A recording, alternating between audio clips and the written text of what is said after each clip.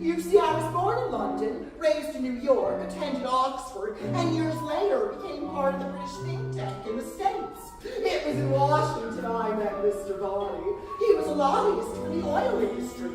He asked me to ghostwrite a book for him about government involvement in the oil industry for a handsome fee. Indeed, I agree. As Somerset Maugham said, money is like a sixth sense. You can't make use of the other five without it. To mastermind a crime is quite fulfilling. To execute was never my strong suit. The mastermind will always get toppled. The corpse is a nameless body plainly dressed to boot. The sticky fingers grasping me. Right over left, left over right, right under left and through the loop, left over right, through the loop and tighten. There, a perfect Achaean knot. Now, if I pull here, I have a noose, a brilliant noose. Oi! That's me clothesline. You've cut it to bits. Not to worry, I shall replace it. You bet your sweet bottom you shall. You will. Dirt is a substance that lies on the face of the earth, and in your case, under your fingernails. Blimey. Yes, I have some information about Mr. Boddy. Oh, do tell. I don't know if I can trust you, Mrs. White. Oh, well, you tell me, or you'll be sure you will. Oh, very good, Mrs. White. First person singular, plural, you shall. Second and third person singular, plural, you will. You sound like a bloody school teacher. Tell. All right. As a businessman, Mr. Boddy intentionally acted to drive down the stock prices of certain oil companies, making them bankrupt. He then bought the companies at a disturbingly low price and sold them years later for an excessive profit. What's wrong with that? It's the American way. What's wrong is that the beneficiaries of corporate donations, like educational institutions, lose funding! They suffer. They suffer badly. You shouldn't have swindled my family.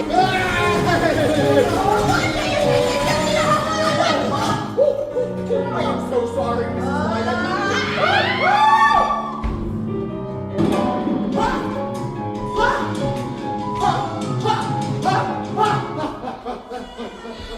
Don't go any further. I maintain my innocence. Therefore, I will admit of my own free will that I did indeed handle 3 of those weapons. But not for the grisly crime of murder. Before dinner, I instructed Mrs. White on how to tie knots using the rope in the study. Thank you so much for all your energy, but this is my monologue, not your time. Bye. After dinner, I found the revolver on the ballroom floor, and I picked it up to inspect its caliber, merely out of curiosity. And at 9:20, I used the knife in the kitchen to cut the rot out of an apple I was eating. Professor Plum. Tell me, could a savvy person such as yourself commit the crime of murder simply because his family's oil business was betrayed? Could I? Yes. Did I?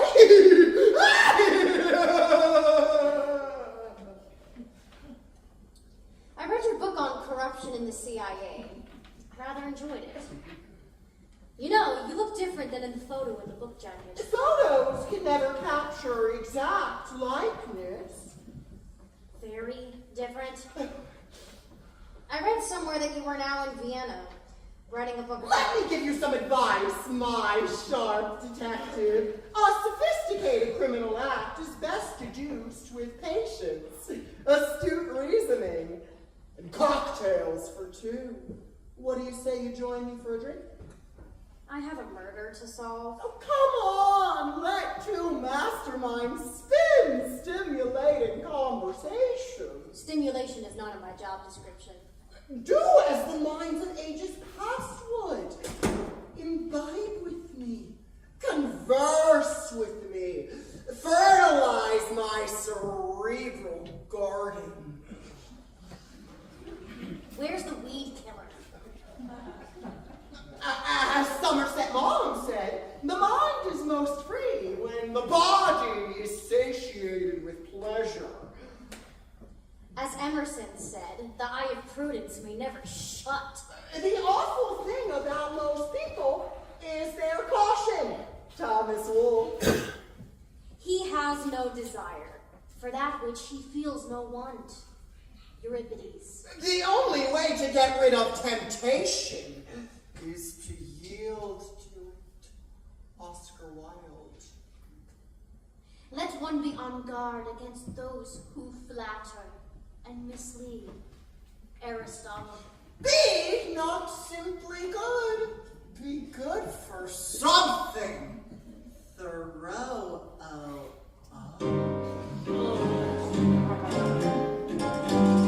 Criminal propensities and calculated risks.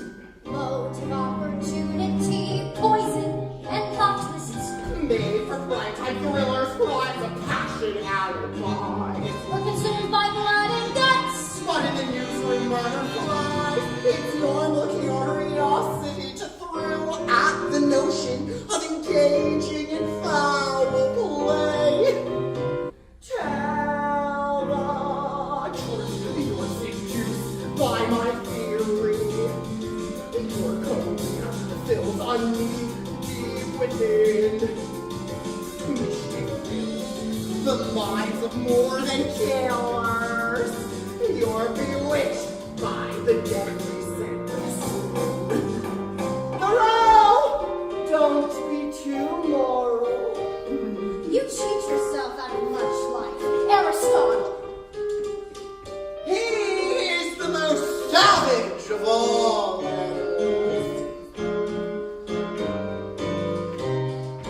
Yes, it was Professor Plum in the conservatory with the lead pipe. Yes, I did it! It was my turn. I killed Mr. Boddy in the conservatory with the lead pipe because he never paid me my author's advance. As Thomas Fuller said, God makes and apparel shapes, but it's money that finishes the man. I would like to find myself in a more erudite setting. Tell me, question play, a John Fowles novel, where I'd be in a complex plot with characters of depth.